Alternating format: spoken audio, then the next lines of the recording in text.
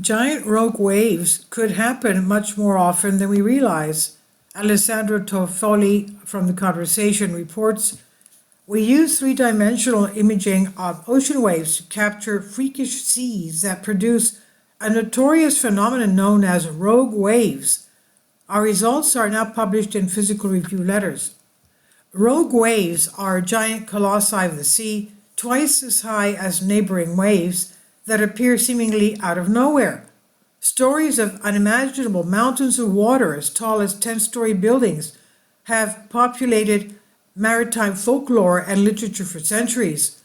Recently, technology has allowed scientists to spot rogue waves out at sea, making legend become reality.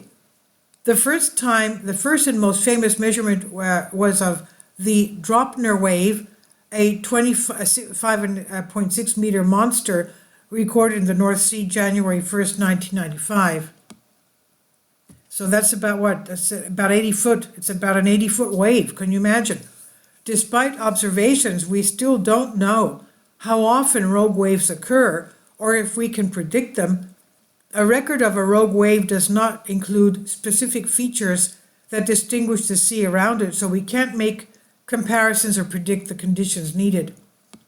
Our team set sail on the South African icebreaker S.A. Algulhouse 2 to chase rogue waves across the Southern Ocean, where mighty winds shape Earth's fiercest waves. Now, what creates rogue waves? In a random environment of ocean waves, several mechanisms give rise to rogue ones. One primary source involves the overlap of multiple waves at a same location and time. This results in concentrated energy leading to tall waves.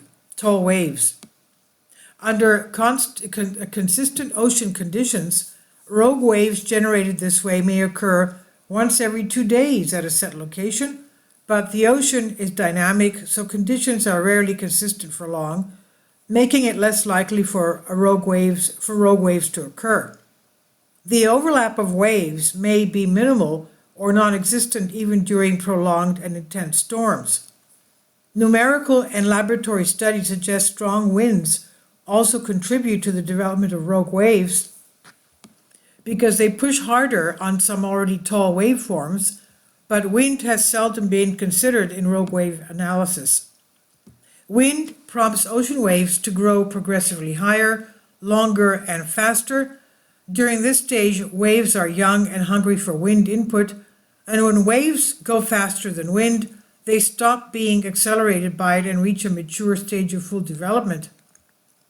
Through this process, the wind creates a chaotic situation where waves of different dimensions and directions coexist. Our recent observations show that unique sea conditions with rogue waves can arise during the young stage when waves are particularly responsive to the wind.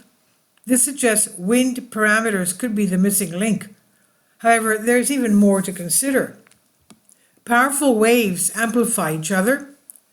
Ocean waves are one of the most powerful natural forces on Earth and could become even more powerful in the future due to climate change. If the wave field possesses an extreme amount of energy, when waves are steep and most of them have a similar amplitude, length, and direction, another mechanism can trigger the formation of rogue waves. This mechanism involves an exchange of energy between waves that produces a self-amplification, where one wave grows disproportionately at the expense of its neighbors. Theoretically, studies show this could increase the likelihood of rogue waves tenfold. While self-amplification manifests as whitecaps, frothy, aerated crests of choppy waves, until now there has been no evidence it can make rogue waves more likely in the ocean.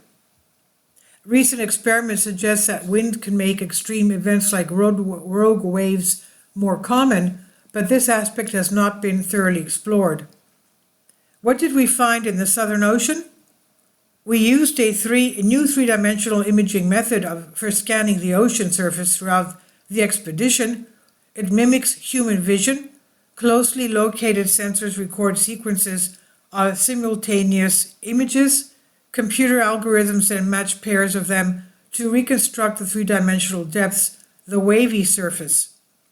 As our ship passed through several storms, the sensors captured data during various phases of wave growth, from the early stages of young waves fueled by the wind to mature waves that are not influenced by it.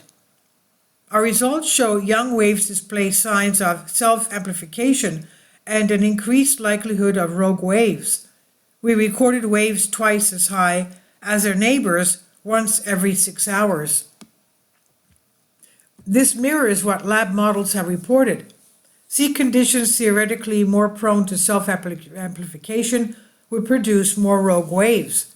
And in contrast, mature seas don't show an increasing probability of rogue waves.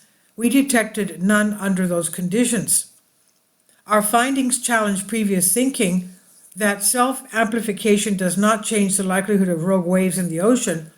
We have also shown that when developing tools for predicting rogue waves, we need to take wind into thorough consideration.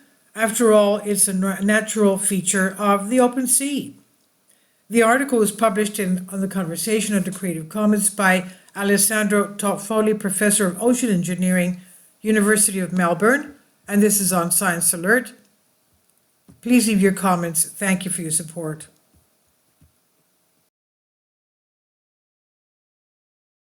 Kindly support my Patreon account. The daily posts are 5 videos daily, and they are totally different from what I have on my YouTube channel. Thank you so much for your support and that you find all my content so interesting. You'll find the Patreon account details in the description box below.